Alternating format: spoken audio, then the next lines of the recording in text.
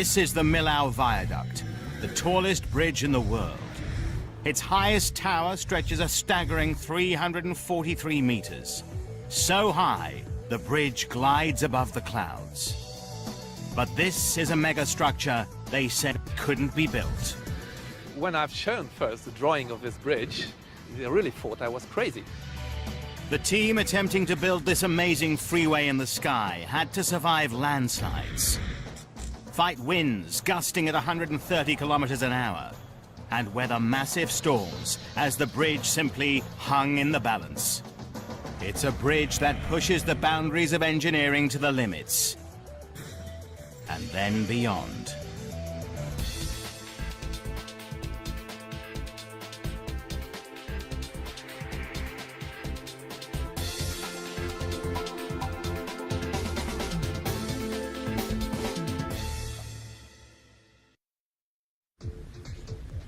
Imagine building a series of Eiffel Towers, then slinging a 4-lane highway between them, all the way across one of the deepest valleys in France.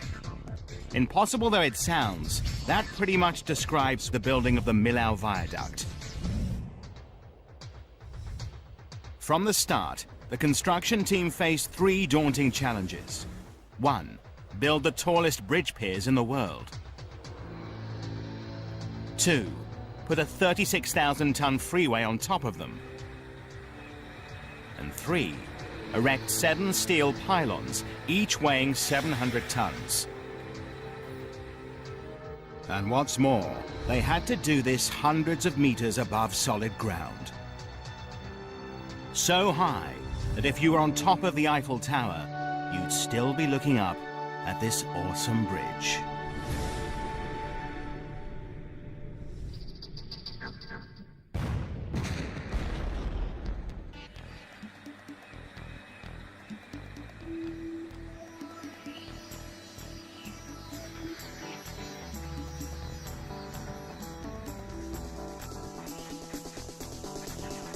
October 2001, the team break ground.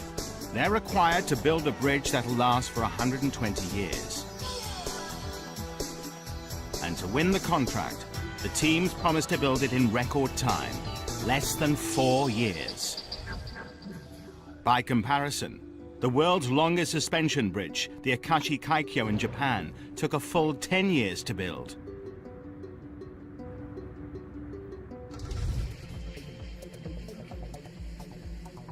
To up the ante, any delay will cost them $30,000 a day in penalties. There are 7 piers that are numbered from the northern end of the valley. Number 1 will pose problems because of the steep slope. Number 2 will be the biggest challenge since it's the tallest. Crossing the river, number 3 is not much shorter. Then 4, 5, 6, and 7 climb the gentler slope to the south.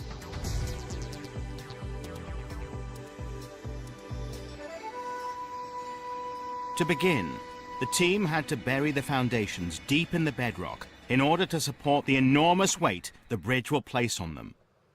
But the forces of nature were stacked against them.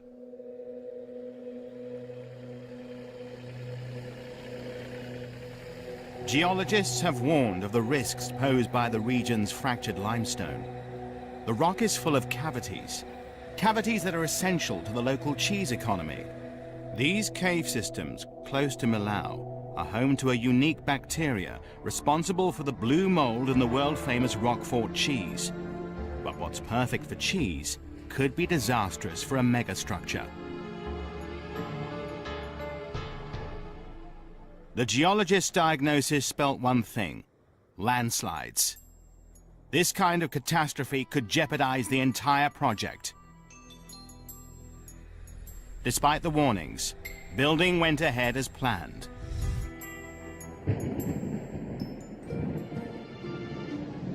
Then, well into construction, as predicted, a dramatic storm causes a landslide.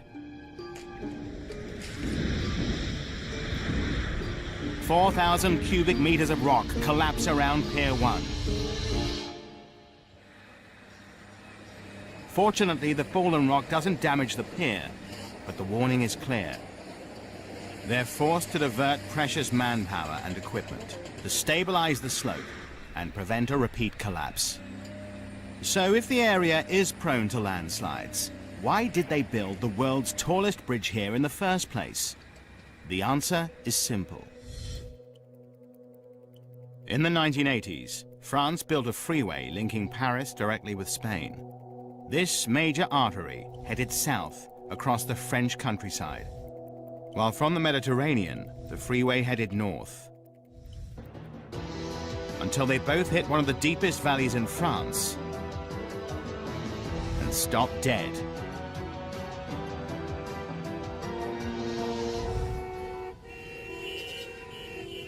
Welcome to Millau, France's least favorite bottleneck.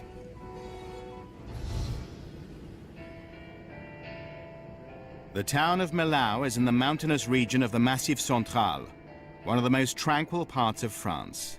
But in summer, this poor medieval town suffered traffic hell. The locals couldn't take it anymore. Neither could their mayor. It was terrible for our reputation. When you hear every day on the television and radio, avoid Millau, there's a traffic backup, a 5-hour wait in Millau. And it's not just the people of Millau. Two drivers, Jamila and Jemima, crossing the 30-odd kilometers between the freeway on either side of Millau, reveal exactly why this bridge is needed. Jamila, in car 33, will cross the new bridge, while in car 22, Jemima will take the old road across the valley floor. Getting straight on the freeway, car 33 approaches the Millau Bridge after just 18 minutes. The only delay is the 30 seconds it takes to get through the toll booth.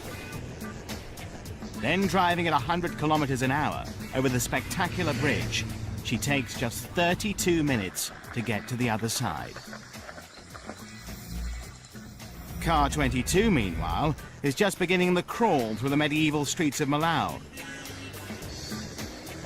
Cyclists, pedestrians, people with dogs all need to be negotiated. Car 22 then has the long haul up the other side of the valley.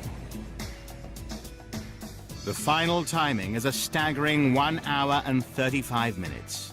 Over an hour longer than Jamila, who took the freeway and bridge. It's clear exactly why the bridge was needed, but it took the French government a very long time to get round to building it. 12 years before construction began up in Paris, the Ministry of Transport first came up with a plan. Their head bridge builder, Michel Virlogeux, is no ordinary engineer. He's a man who thinks big, very big, like the Normandy Bridge in northern France, the longest cable-stayed span in the world. With this record-breaking structure completed, Virlogeux was on to his next, Millau. His plan, another cable-stay bridge, but pushing the technology beyond anything previously attempted, with piers 4 times higher than the Normandy Bridge.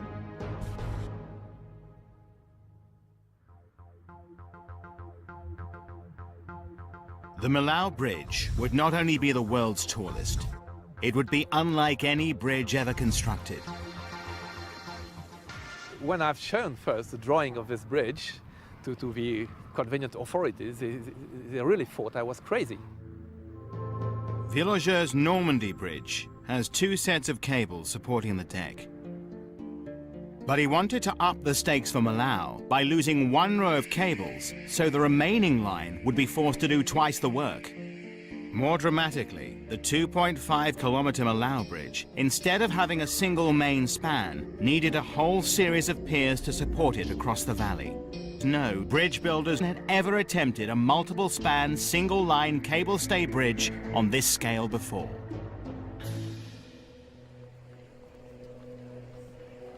The French authorities had a problem. Nervous about Virlogeux's groundbreaking scheme, they held a competition inviting other engineers and architects to compete with different designs. The winner, Lord Norman Foster, is one of the world's superstar architects. In Hong Kong, he built the world's largest airport terminal. In Barcelona, officers literally hang from a mast on his communications tower. This is a man who regularly contemplates the impossible and delivers. You know, it's the challenges, and it's one challenge on top of another, on top of another. And with Millau, one of the biggest challenges was making it fit into the landscape, given it's just down the road from the famous Gorge du Tarn, France's equivalent of the Grand Canyon. How do you make something which has to be so immensely strong against the forces of nature look very gentle, very delicate? How do you weave something on that scale into the most unbelievable landscape? Ironically, Foster's answer was to take Virlogeux's pioneering scheme, then push it one stage further.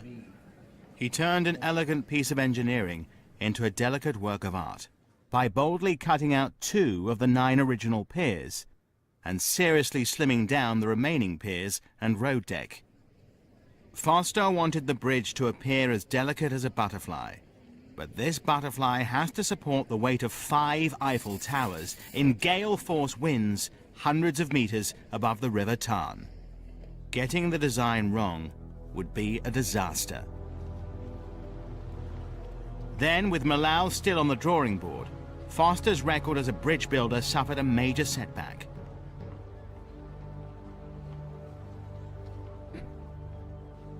His Millennium Bridge in London is actually another record-breaking structure, the lowest profile suspension bridge in the world.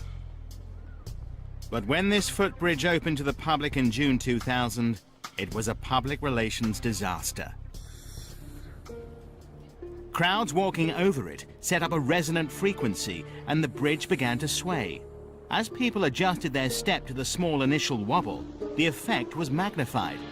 Though it didn't threaten the structure, the swinging motion became so dramatic, the authorities closed the bridge for a refit that took 1.5 years and ended up costing over $8 million. It was a bad omen for the Millau Bridge, where construction was soon to begin. And at 15 times the height, a design flaw would be a catastrophe. December 2001, France's Millau Viaduct, the tallest bridge in the world, is under construction. Everything about this project is supersized. It'll need 200,000 tons of concrete, so much that the team have to build a concrete factory on site. But there's nothing straightforward about this concrete. The formula must be just right. It needs structural strength to support the massive loads it'll have to bear. But it can't set too quickly, as it has to be hoisted into position and poured hundreds of meters in the air. And it needs to be just the right color to suit Norman Foster's vision. In fact, the architect's vision has created a headache for the construction team. He's designed each pier as a complicated geometric shape, tapering the entire way up with vertical grooves set into them to create shadows. But what's just a line on paper for the architect was a major challenge to build.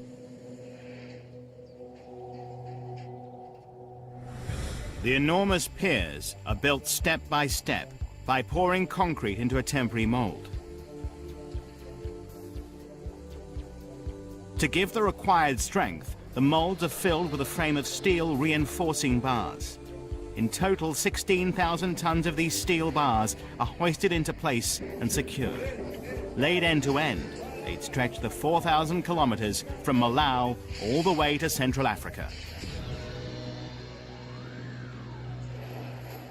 The shape of each pier is seriously complicated. As a result, each time they remove the sections of red steel shuttering, they have to change the shape of the mold to fit the profile of the next 4-meter section.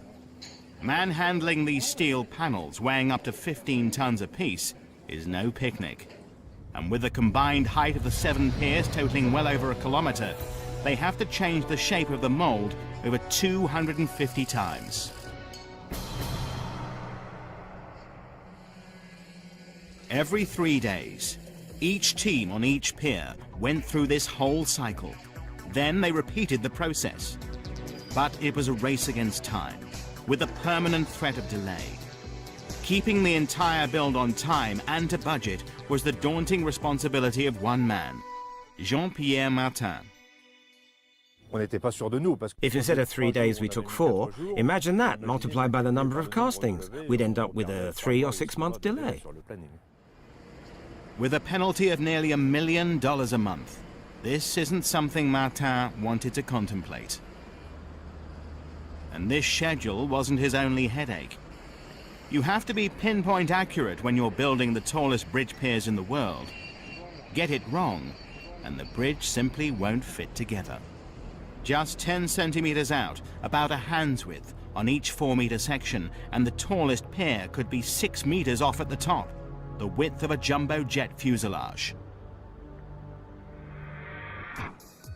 Each team was aiming for a specific point in the sky. For Pier 2, this was exactly 245 meters above the ground, 546 meters from the north side, and 1,914 meters from the southern end. There was no room for error. The only chance they had to get it right was with GPS, accurate to within 4 millimeters. Using signals from multiple satellites, the team could pinpoint their position and make sure they're on target for that critical point in the sky they needed to hit. Month after month, the piers climbed higher. Finally, by November 2003, they reached their full height. At 245 meters, Pier 2 becomes the highest bridge pier in the world. But is this record-breaking pillar where it's supposed to be? Amazingly, it's dead on target, to within 2 centimeters. Champagne corks pop. It's time for a major celebration.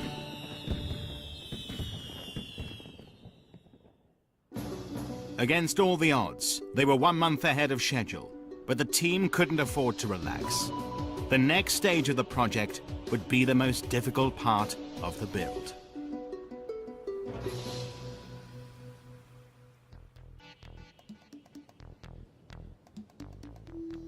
Phase 2 of building the world's tallest bridge involved putting a 2.5-kilometer roadway weighing 36,000 tons on top of the piers, a full 270 meters above the River Tarn. Bridge builders know danger comes with the territory, but working at these heights can be lethal. More than 34 died constructing New York's Brooklyn Bridge. 35 died in 1970 on the Westgate Bridge in Melbourne, Australia. And 1 year later, 13 workers were killed when the Koblenz Bridge in Germany collapsed into the Rhine.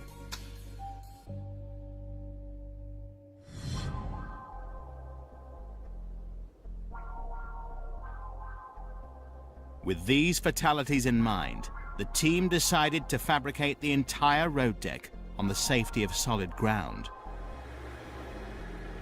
This meant building it in steel, which in theory would be much safer than lifting vast concrete sections hundreds of meters into position. There's only one problem with this plan. No one had ever put a road deck on piers anything like this height before, let alone over a 2.5-kilometer span. In the end, only one steel manufacturer had the courage to take on this colossal challenge. Eiffel, the steel firm set up by the great French engineer. Eiffel built what was once the tallest bridge in the world, the River Viaduct in southern France, before getting round to the framing for New York's Statue of Liberty and, of course, his signature tower in Paris. But despite the company's experience, Eiffel's director, Marc Buonamo, knew he was taking a serious risk. It was a gamble for the company, because if there had been a mistake, if it hadn't worked, it would have been the whole company.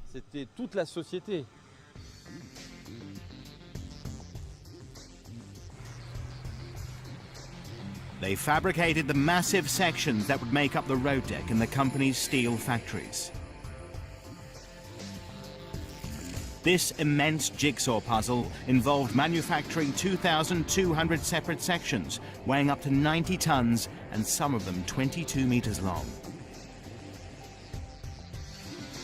Their accuracy is measured with a laser to within a fraction of a millimeter. The huge square tubes are the central spine that should make the deck rigid. The triangular side panels will be welded on either side to create the width for a 4-lane highway. To meet the punishing schedule, Buonamo automated the manufacturing with a 2-headed welding robot and a plasma cutting machine. Each cutting pattern or template is programmed into the computer. Then the machine automatically blazes its way through the steel. The torch reaches a scorching 28,000 degrees centigrade. That's 5 times the temperature of the Earth's inner core.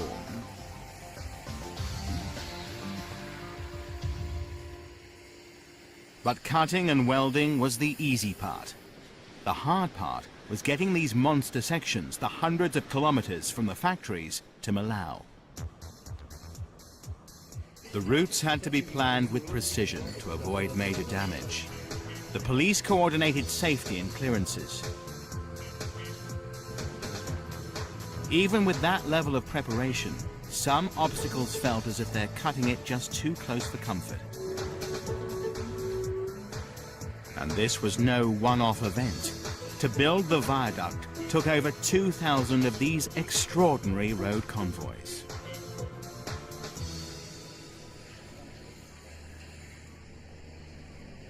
The components arrived at assembly plants set up, one on either side of the valley. Here, the pieces of the massive jigsaw puzzle were welded together to form the 2 halves of the deck. But getting these 2 halves to span the valley on top of the world's tallest bridge piers would be a major challenge. They'd be the first team to put a road deck on a pier taller than an 80-story skyscraper. And pushing bridge building beyond anything attempted before, they planned to slide the entire 2.5-kilometer road deck over in 2 colossal pieces. The bridge's chief engineer, Jean-Marie Kremer, was one of the few people who believed it could be done. All the engineers who know this method, who were in the know, didn't believe it was possible. If the team had got their calculations wrong, the entire structure could collapse into the valley.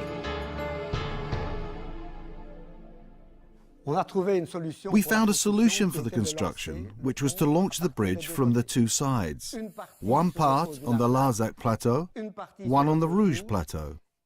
And to push them from the 2 sides and to make them come and meet here above the River Tarn. Smaller bridges use a similar technique. A powerful set of hydraulic rams literally pumps the deck from one side to the other. But Millau would be the longest launch ever attempted over the highest piers in the world, and the results could spell disaster. The deck is so slender, it would bend and collapse if it were pushed out over the 342-meter spans between each pier. The furthest anyone's previously managed is less than half that distance. The first part of the solution was simple. Fit a pylon so its cables support the front of the deck as it goes out over the valley. Then construct temporary steel support towers that halve the spans to a more manageable 171 meters. These steel towers were a construction feat in themselves. The largest, over 170 meters high, is the tallest ever built, and they needed to carry a massive load. 7,000 tons as the leading edge of the deck, together with the first 90-meter pylon slide over. And simply pushing this enormous weight over the top of the vulnerable piers would bring them crashing to the ground. This was the nightmare scenario. If we'd done a conventional launch, we would have knocked the piers over like the pins in a bowling alley.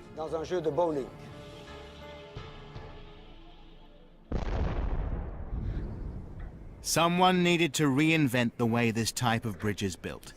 And it's Marc Buonamo with Jean-Marie Kremer who came up with the breakthrough. The basic principle can be demonstrated with a heavy box and a wobbly table. Avec un lançage conventionnel, on fait basculer les piers. With a normal launch, you knock over the piers. Le tablier par rapport I want to advance the deck over the pier, sur le tablier. but if I push the deck from here, I'd knock over the piers. Je fais basculer Because they're so les piles du tall. pont parce que les piles du pont sont très élevées. L'idée est de The idea is to install a launching system on top of the pier, and that way, if I push the deck, it has no effect on the stability of the piers, and the piers won't fall over. The trick is to use a series of these launching systems to jack up the deck and inch it forward. Each system uses two wedge-shaped blocks under each side of the deck. The upper wedge is pulled forward by a hydraulic ram. It slides up the slope of the lower wedge at the same time, lifting the deck from its supports and advancing it 600 millimeters. The lower wedge then retracts, dropping the deck onto its supports. The upper wedge returns to its original position, and the whole cycle begins again. 4 of these clever devices are placed on each pier, all programmed to work at exactly the same time. The result is that together, they pick up the entire roadway and shunt it forward. But if one fails or gets out of step, it could spell disaster. The force could push the bridge piers apart till they collapse. on est là-bas, au-dessus. When you're up there and you see Millau 300 meters below you, you ask yourself, was this a good idea? The future of the entire project was now hanging on a prototype, and it had never been tested.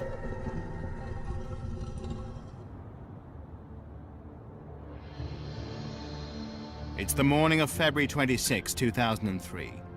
Do or die day for the world's tallest bridge. Everything is about to be put to the test. The flexibility of the deck, the strength of the temporary piers, and critically, the pioneering hydraulic ram system. Even Buonamo, the man in charge of the launch, had his doubts. As it had never been done before, I have to tell you, I had fears that it wouldn't work.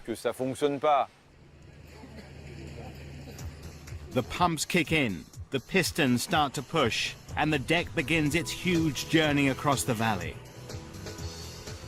The moment I heard the motors start, I put my finger on the deck, and I could feel my finger move. Every 4 minutes, the deck advanced 600 millimeters across the valley. Surveyors tracked its progress. But it was still a nail-biting time as they watched the unsupported deck crossing the void. Eventually, the deck reached the safety of the first pier. 204 meters down, only 2,256 to go. The launching system seemed to be working as planned. The engineers were feeling optimistic. But as the deck advances into space, it'll become more vulnerable to the wind, which can reach 130 kilometers an hour. Unfortunately, the road deck has the shape of an upside-down airplane wing, and the team's greatest fear is that this wing could simply take off. The engineers kept a close eye on the wind and weather conditions. When they were satisfied there was a 3-day weather window and the wind wouldn't exceed 85 kilometers an hour, they'd give the construction team the go-ahead, and the deck launch could continue. The reason for this precaution is simple. Strong winds can literally tear a bridge apart. In 1940, Washington State built a suspension bridge across the Tacoma Narrows in the US Northwest. It opened with a grand ceremony on July the 1st. But the celebrations were short-lived. The bridge had a major problem: the wind. Girders beneath the deck, designed to make the bridge rigid, actually blocked the wind, causing the roadway to ripple alarmingly. Locals soon dubbed it Galloping Gertie. On the 7th of November, with the wind less than 70 kilometers an hour, the bridge begins to twist violently. At 11 a.m., time runs out for Galloping Gertie. The wind sends the bridge crashing into the river.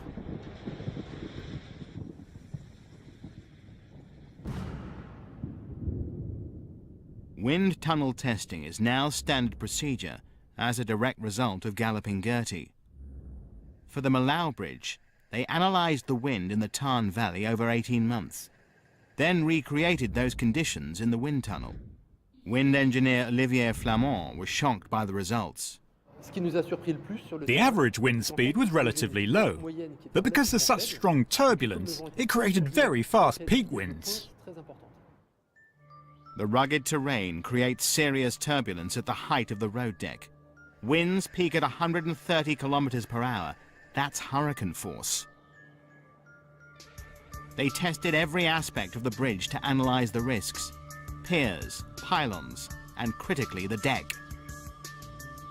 But it's not just the aerodynamics of the finished bridge. They needed to find out how it would behave when it was most at risk, during the launching of the deck. Olivier and his team reached a chilling conclusion. The winds they've measured are strong enough to blow the unsecured deck off its supports and send it crashing hundreds of feet to the valley floor.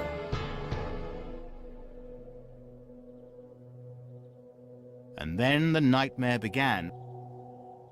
On the 22nd of August 2003, 6 months into the deck launch, one of the launch systems failed, leaving the deck hanging in the wind. To make matters worse, the weathermen were predicting storms.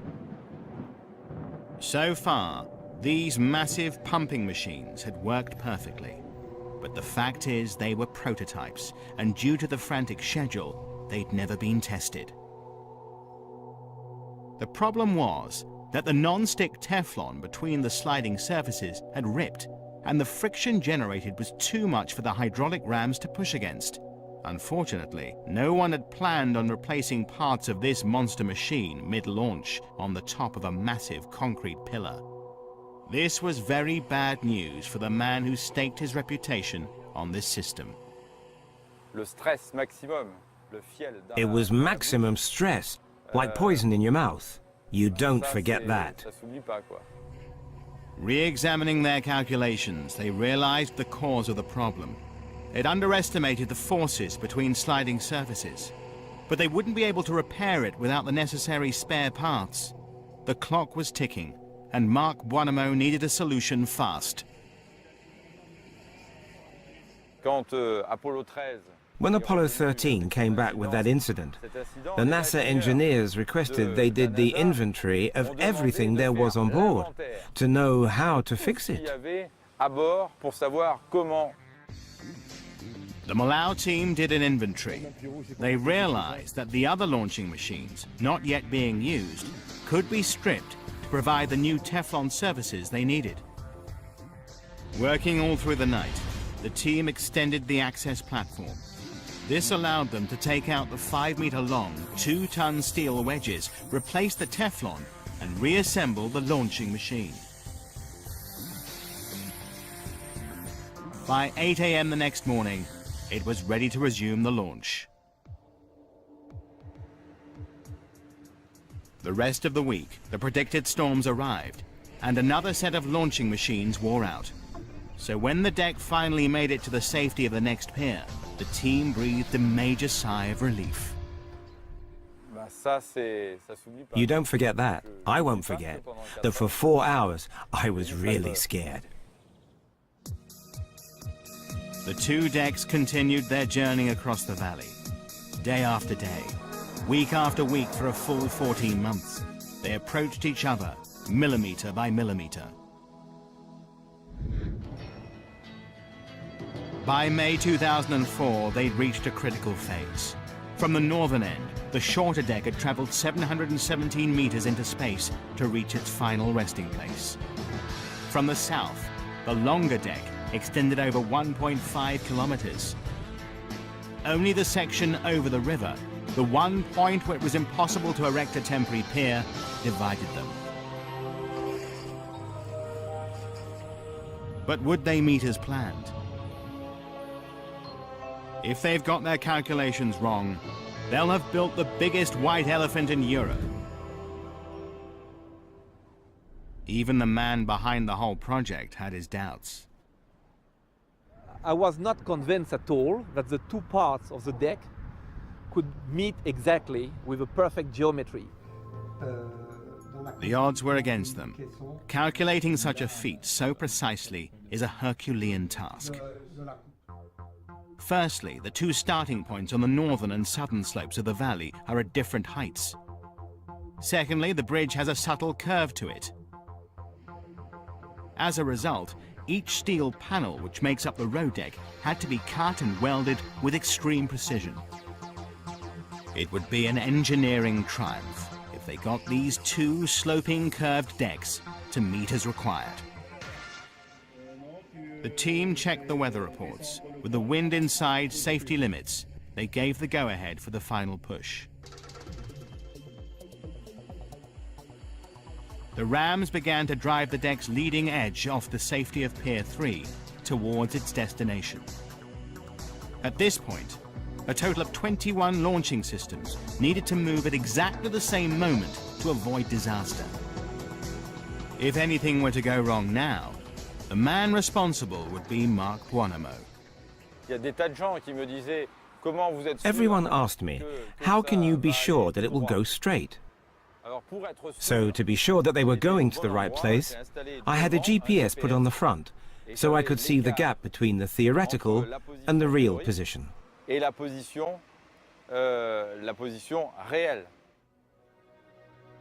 the next 2 days and nights, the deck advances 600 millimeters at a time towards its final resting place.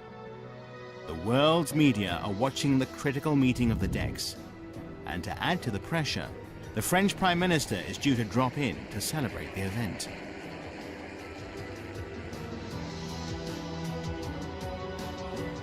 The deck pushes forward, now with only centimeters separating the two sections. A magnum of champagne is hung between them to mark the moment. At last, union. The two massive steel decks have traveled high over this valley, a total of 2.5 kilometers, and when they check, they're aligned to within 1 centimeter. That's accurate to within 99.9999%. All the measuring, all the calculations have paid off. They've nailed it.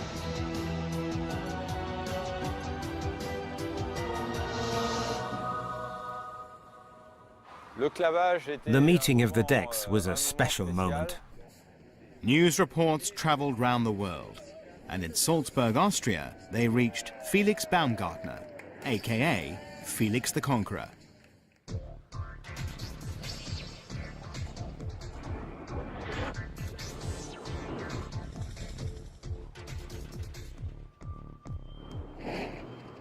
Felix has made a career base jumping from some of the tallest structures on the planet, and within 24 hours, he'd driven to Millau and was calculating the logistics for the jump. Factoring in his two main aims, to avoid arrest and death. Baumgartner waited for darkness before arriving on site. He found his way to the base of Pier 2, then climbed an access ladder the full 245 meters to the top. He entered the steel road deck and found a place to hide until daybreak. He had to remain concealed until the sun was high enough for his cameramen to record his world record attempt.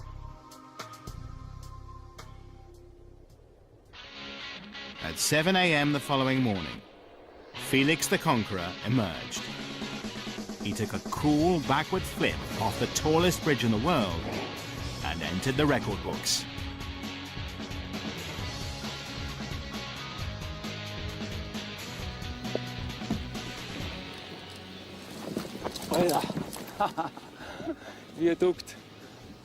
The tallest bridge in the world, 250 meters.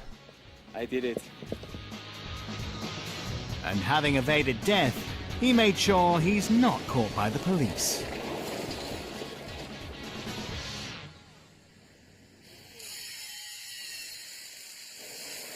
The decks have been joined, and the team have reached the final phase of the project. But there was still a race to meet the schedule, and their problems weren't over yet. Everyone could see the dramatic undulations in the flexible steel deck. Even some hardened bridge builders wondered about its structural integrity.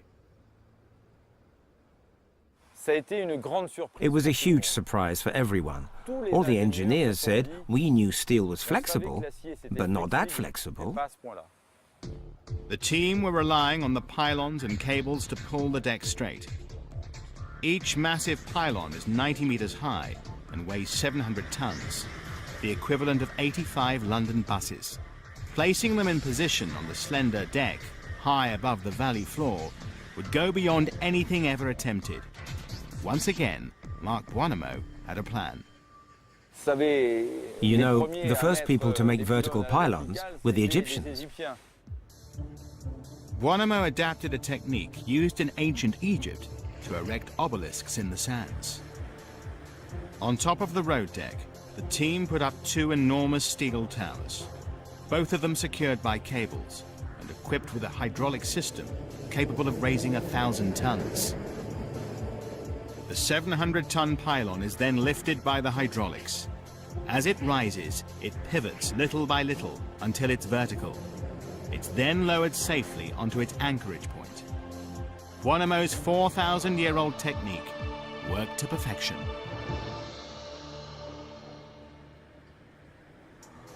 With all 7 pylons in place, the team could attach the cable stays that would straighten the rippling deck and give it the strength to cope with full traffic loads. They hope. The weight of the roadway is now over 40,000 tons, the equivalent of a cruise ship, and the 154 cable stays should prevent it from sagging or collapsing. The strongest stays are made up of 91 individual steel strands and have a braking strength of 25,000 tons, strong enough to hold back 25 jumbo jets, all at full throttle. As the cable stays are tensioned, true to plan, the ripples in the road deck are pulled straight. Over the 2.5-kilometer deck, the ripples are now no larger than the size of a thumb. They're finally on the home straight. The road surface goes on, adding a further 10,000 tons to the load. That's like driving 153 battle tanks onto the deck. But before it could open to the public, the team needed to know the bridge is safe. It would have to pass one crucial test.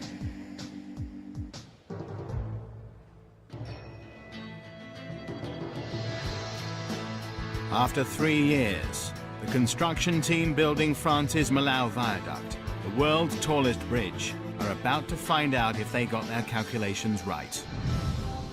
On a single-span cable stay bridge like the Normandy Bridge, a large load on the main section is no problem because the cables are attached to solid ground and can't give. On the Millau Viaduct, with its 8 spans, the cables are attached to the deck of the adjacent sections. A load on one section will cause it to drop, pulling the stays down.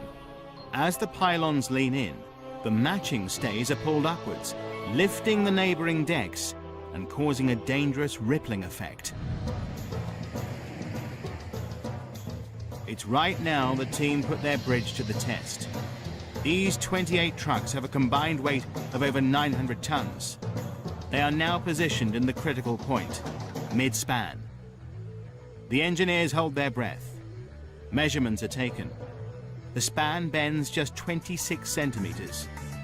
This is a triumph for the engineers. The bridge was designed to cope with more than double that. 4 weeks later, on December the 14th, 2004, President Jacques Chirac officially opened the Millau Bridge. A proud moment for the whole of France.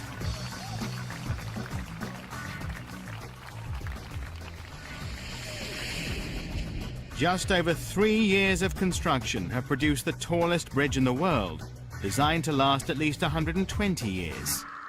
And against the odds, the project manager even brought the job in on time. But that's not what he's most proud about. What I remember, because on construction sites there are often accidents, is that we had no serious accidents, nothing more than a minor injury.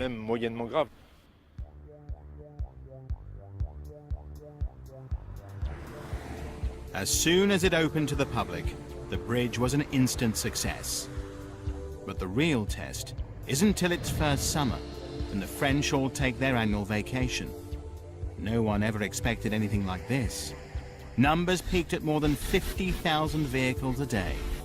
At over $7 per car, that's great news for the construction company, who are clawing back their $478 million investment in the project. This was an epic bridge to build, but it's just as epic to maintain. Thierry and Frank are assigned to P2, the world's tallest bridge pier. This structure is no solid concrete block. It's a series of vast hollow spaces. Their job today is to test the communication system and electric circuits on each of the 7 structural floors. This involves a 343-meter climb, going hand over hand up a ladder for the rest of the day. By dusk, when Thierry finally reaches the summit of the pylon, he may be exhausted, but there is a payoff. You get a fantastic view from here, a 360-degree panorama.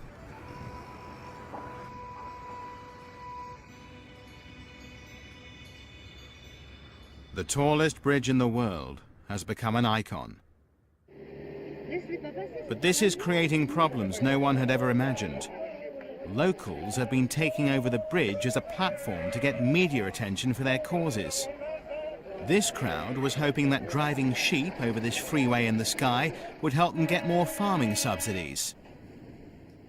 Jose's job is to prevent this kind of incident from creating a danger, and on this bridge, the incidents keep on happening. An alarm triggered by a motion detection system means there's a stopped vehicle on the bridge. Immediately, Jose dispatches a colleague to deal with the situation. The last thing anyone wants is a multi-car pile-up on a 2.5-kilometer bridge, quarter of a kilometer in the sky. Jose zooms in his camera to reveal the man has left his car and is sitting dangerously on the crash barrier. The driver's probably only broken down, but already one man who stopped climbed over the wind barrier and jumped to his death. Bruno intervenes.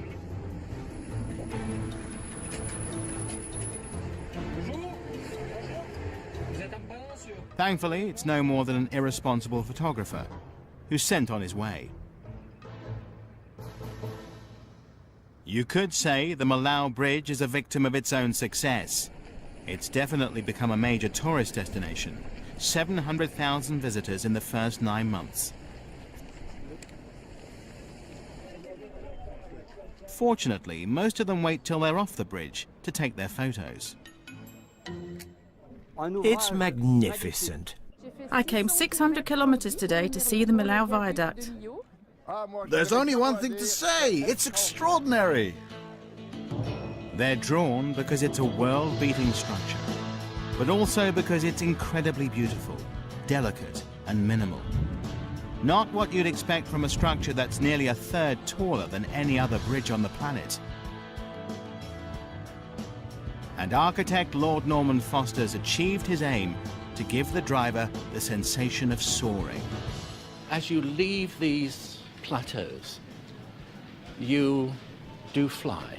You fly across this bridge. Literally, you are above the clouds. And the result certainly pleases the man who dreamt it all up. To see erected this bridge, which I imagine 15 years ago, it's something magic. This is the longest pure cable stay bridge in the world, the tallest roadway in the world, and of course at 343 meters, it is the tallest bridge ever constructed.